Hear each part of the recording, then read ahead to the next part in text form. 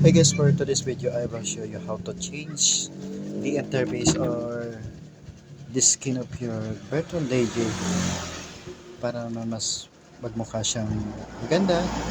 And yan din po ang tanong ng ating isang followers. Sir, pwede po magtanong, paano mo pinalitan ng skin at download yung virtual DJ 2021 mo, and yun step by step po. Thank you po. So ito guys, papakita ko sa inyo the step by step kung paano ko ginawa yun. So here we go guys.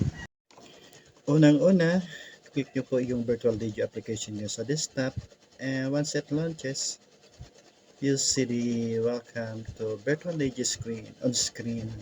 Quickly dismiss it by clicking the X at the top or skip the login. Okay, then next, click the settings at the top and the extension menu will pop up.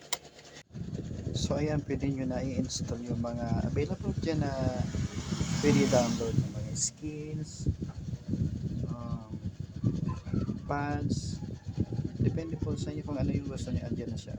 Just click the install, then proceed na siya sa installation.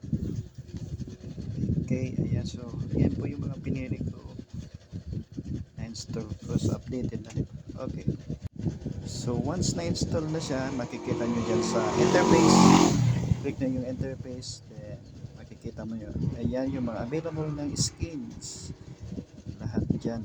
Yung mga na-download ko kanina, siya na yun. Nandyan na sila lahat. Okay. Same with video skins and remote skins. Then, click X to exit.